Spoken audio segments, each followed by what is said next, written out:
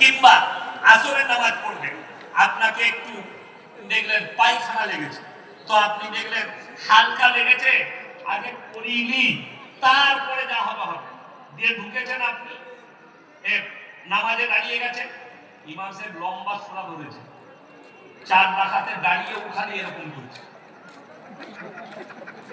নামাজটা কত সুন্দর হবে, পায়খানা নামাজ একসাথে।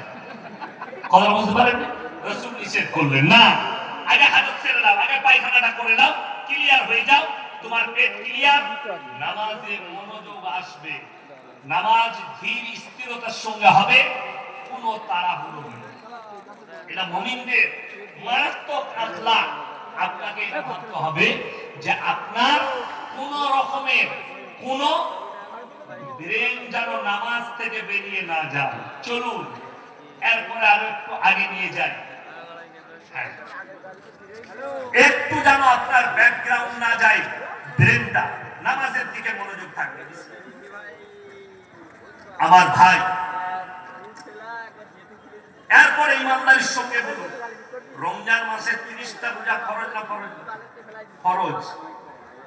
সবাই রাখবো, রেখেছি, সকলে যেন বলুন ইনশাআল্লাহ।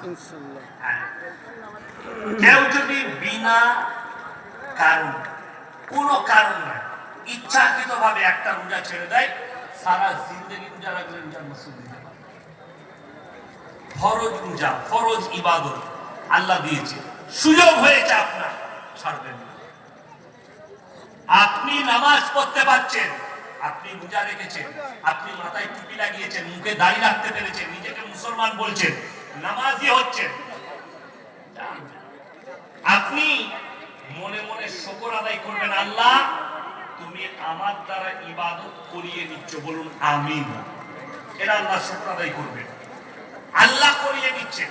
তারপরে পৃথিবীতে কত মানুষ আছে, কত মুসলমান আছে যারা রাস্তাঘাটে রোজা রাখেনি, বসে আছে, ঠিক কিনা কথা বলেন? নামাজ পড়ে না, চায়ের দোকানে আড্ডা মারছে, আছে না নেই? এরকম হাজারো আছে। মাথায় রাখবেন, কিয়ামত কাছে আপনার, কিয়ামত দূরে নেই, কিয়ামত করিবান আপনার কাছে। রাসূল আকরাম সাল্লাল্লাহু আলাইহি সাল্লাম বলেছেন, কিয়ামতের আলামত গুলো, আলামতের মধ্যে মারাত্মক আলামত শুনে নেন। বুখারী শরীফের হাদিসে আছে, মানুষ যখন মূর্খর কাছ থেকে, বদদিনের কাছ থেকে ইলম নিতে শুরু করবে, জানবে কিয়ামত চলে এসেছে। কেন? যখন আলেমকে মানুষ বেইজ্জতি করবে, মূর্খর কাছ থেকে ইলম নিবে, তখন জানতে পারবে যে কিয়ামত কাছে এসেছে। আল্লাহ তাআলা ইলমের থেকে আগে বড় বড় আলেমকে দুনিয়া থেকে তুলে নেবেন। ওই জন্য কোরআনে সাবধান বাণী দিয়েছেন, ইন্নামা ইয়াখশাল্লাহ মিন ইবাদিহিল উলামা। আমার নবী আর পয়গম্বরের পরে সব থেকে বেশি রীতিমতো যদি আমাকে কেউ ভয় করে, তারা হচ্ছে উলামা সম্প্রদায়, আলেমরা আমাকে সব থেকে বেশি ভয় করে।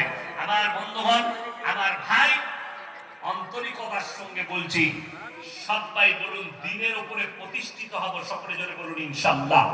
রাসূল আকরাম সাল্লাল্লাহু আলাইহি সাল্লাম কিয়ামতের আলামতের মধ্যে মারাত্মক আলামত, বর্বরতার যুগের পাপগুলো তোমাদের কাছে মডেলিং হয়ে ফিরে যাবে, এটাকে আর রুখতে পারবে না।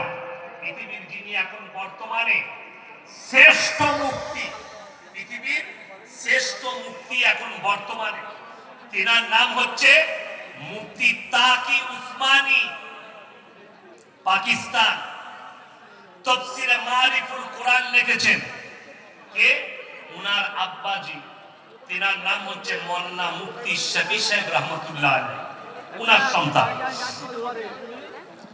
মাস 6 আগে পাকিস্তানে একটা কনফারেন্স হয়েছে, সেই কনফারেন্সে বক্তব্য রাখতে গিয়ে উনি একটা মারাত্মক কথা বলেছেন। সেটা কি? কিয়ামত से पहले, कियामत से पहले पूरे आलम में, पूरे दुनिया में क्या होगा? हराम औलादों से भर जाएगी,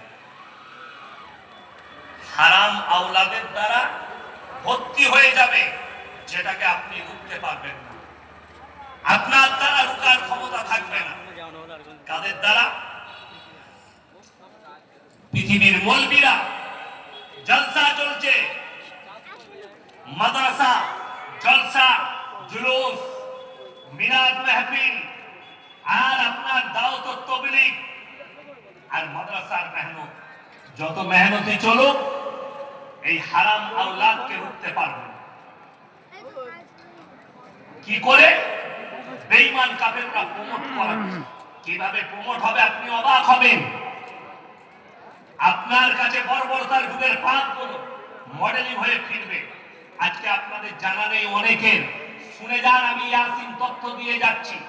ভারতবর্ষে সুপ্রিম কোর্ট রায় দিয়ে দিয়েছে ভারতের সমকামী লীগের, এই জেলাটা উত্তর 24 পরগনা, তো থানার নাম হচ্ছে বনগা থানা, আছে না নাই বনগা থানা? ওই বনগা থানা দুইজন হিন্দু পরিবারের মেয়ে, তারা কোন এক মন্দিরে গিয়ে বিবাহ করেছে। সমকামী মানে হচ্ছে ছেলেই ছেলেই বিয়ে, মেয়েতে মেয়েতে বিয়ে।